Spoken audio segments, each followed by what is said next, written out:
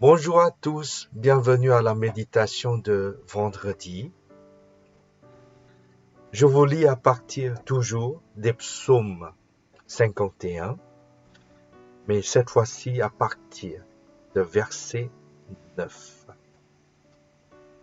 Je vous le lis, les psaumes 51, verset 9. Purifie-moi du péché avec un rameau d'hysope, et je serai pur. Lave-moi, et je serai plus blanc même que la neige. Fais que j'entende à nouveau les cris de la joie et de l'allégresse. Les eaux que tu as broyées se remettront à danser. Ne regarde plus mes fautes, tous mes torts, efface-les. Ô Dieu, verset 12, crée en moi un cœur pur. Fais renaître en moi un esprit bien disposé.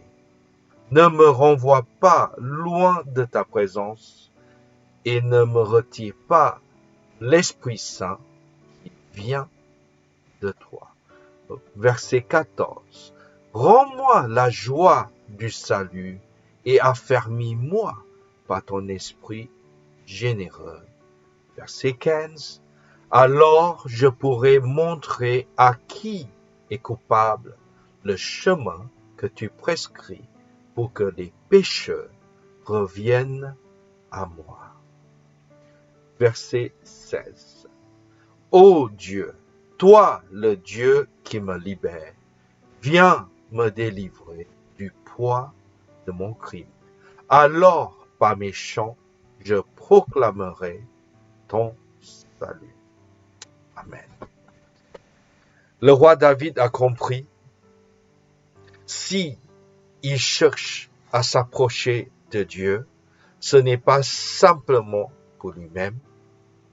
Il veut bien avoir son cœur purifié, pur devant le Seigneur.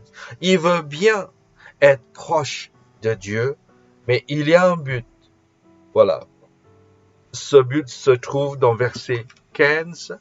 Alors, je pourrai montrer à qui est coupable le chemin que tu prescris pour que les pécheurs reviennent à toi. On dit souvent que dans l'Ancien Testament, c'est la loi et dans le Nouveau Testament, c'est la grâce.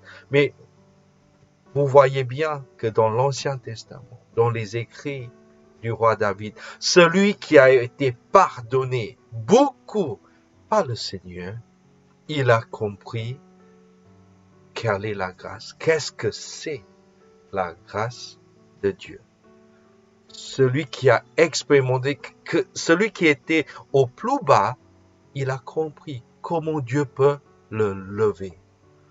Mais si nous n'avons pas encore expérimenté le plus bas, nous ne pourrons pas expérimenter la joie du salut. Est-ce que vous êtes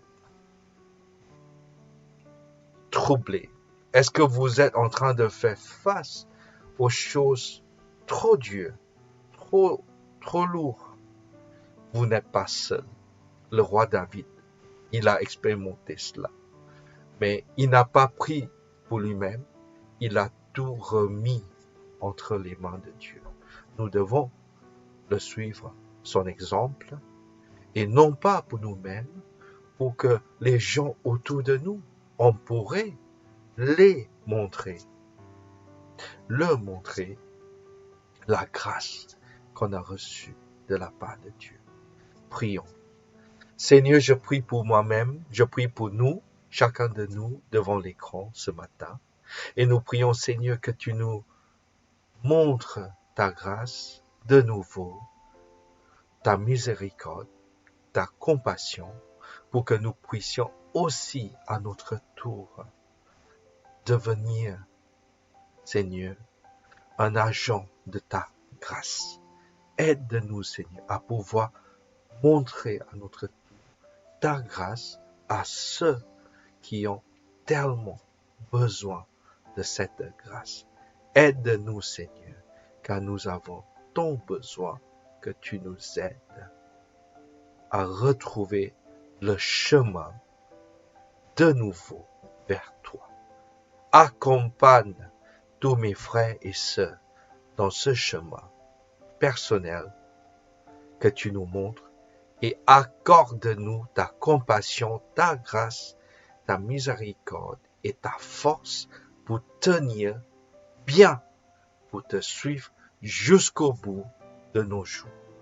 Merci Seigneur, car tu répondras toujours fidèlement, Seigneur, à nos cris pour nous aider à nous approcher toujours de toi. Au nom de Jésus-Christ, nous prions. Amen. Que le Seigneur vous garde et que le Seigneur vous bénisse pour ce vendredi. À demain. Au revoir.